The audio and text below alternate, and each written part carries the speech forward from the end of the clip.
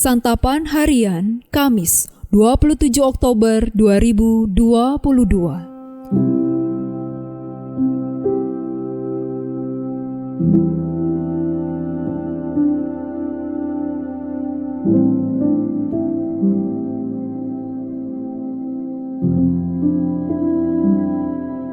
Inilah program Santapan Harian, sebuah program yang mengajak Anda menelusuri isi Alkitab, agar Anda menemukan makna firman Tuhan sesuai dengan konteksnya. Santapan Harian tertuju bagi Anda yang ingin memiliki kehidupan rohani yang segar, kuat, dan sigap. Hari ini kita akan membaca Ulangan pasalnya yang pertama, ayatnya yang ke-19 hingga ayatnya yang ke-33. Namun sebelumnya, mari kita berdoa. Hari ini kami berserah kepadamu ya Allah.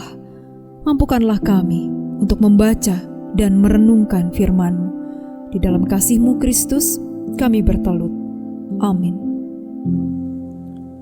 Ulangan 1 ayat 19 sampai 33. Kemudian kita berangkat dari Horeb dan berjalan melalui segenap padang gurun yang besar dan dahsyat yang telah kamu lihat itu, ke arah pegunungan orang Amori, seperti yang diperintahkan kepada kita oleh Tuhan Allah kita. Lalu kita sampai ke Kades Barnea. Ketika itu aku berkata kepadamu, kamu sudah sampai ke pegunungan orang Amori, yang diberikan kepada kita oleh Tuhan Allah kita. Ketahuilah, Tuhan Allahmu telah menyerahkan negeri itu kepadamu. Majulah, dudukilah seperti yang difirmankan kepadamu oleh Tuhan, Allah nenek moyangmu. Janganlah takut dan janganlah patah hati. Lalu kamu sekalian mendekati aku dan berkata, marilah kita menyuruh beberapa orang mendahului kita untuk menyelidiki negeri itu bagi kita dan membawa kabar kepada kita tentang jalan yang akan kita lalui dan tentang kota-kota yang akan kita datangi. Hal itu kupandang baik. Jadi aku memilih daripadamu 12 orang dari tiap-tiap suku seorang. Mereka pergi dan berjalan ke arah pegunungan, lalu sampai ke lembah Eskol, kemudian menyelidiki negeri itu.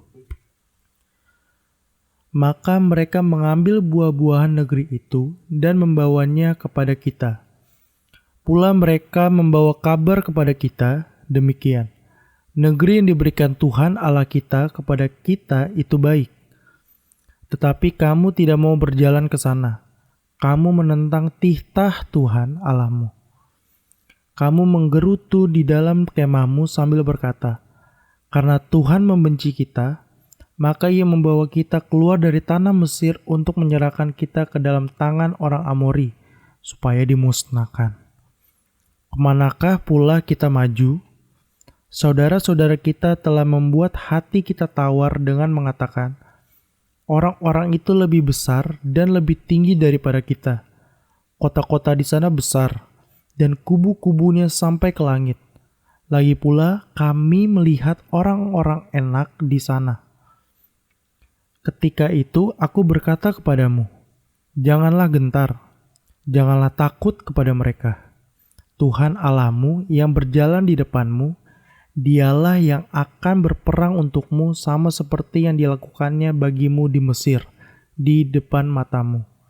Dan di padang gurun, di mana engkau melihat bahwa Tuhan Allahmu mendukung engkau seperti seorang mendukung anaknya, sepanjang jalan yang kamu tempuh sampai kamu tiba di tempat ini.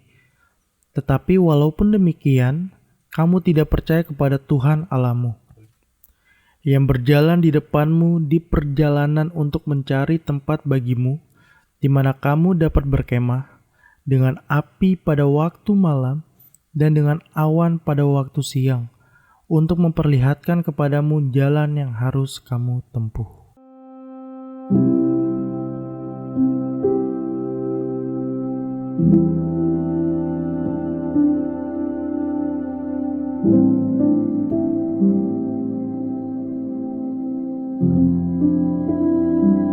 Sahabat Santapan Harian, mengapa umat yang telah melihat kedahsyatan Tuhan sulit percaya bahwa Tuhan sanggup membawa mereka ke Kanaan?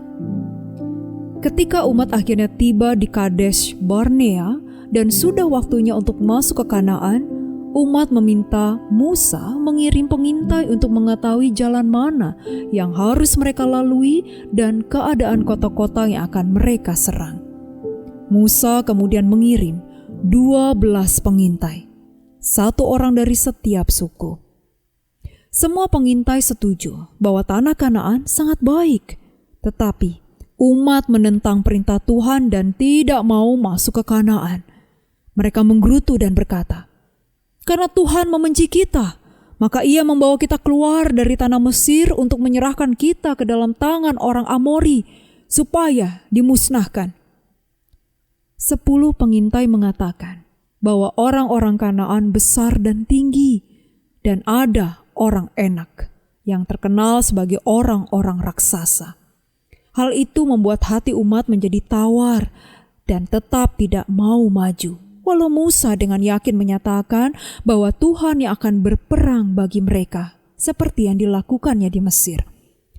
Ternyata salah satu alasan kenapa umat tidak percaya bahwa Tuhan akan membawa mereka masuk ke Kanaan adalah karena banyak umat yang curiga bahwa semua yang dilakukan Tuhan adalah untuk memusnahkan mereka.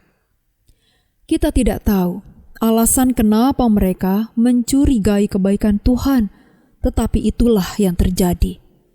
Jadi, walau Tuhan sudah berkali-kali menunjukkan kekuasaannya, umat tetap tidak percaya karena memang mereka tidak pernah percaya bahwa Tuhan mempunyai niat baik untuk mereka. Bagaimana dengan kita?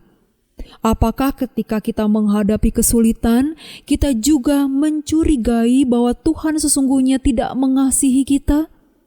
Ingatlah bahwa iman adalah bukti dari segala sesuatu yang tidak kita lihat.